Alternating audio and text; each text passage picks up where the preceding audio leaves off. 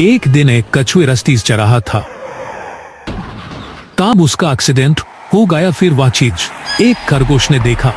फिर कछुए को खरगोश ने उसका धार लेकर आया और पार्टी करा के कछुआ को तालाब में छोड़ दिया। फिर एक दिन अचानक जोर से बाहर आया और खरगोश यूजबर में डूब रहा था।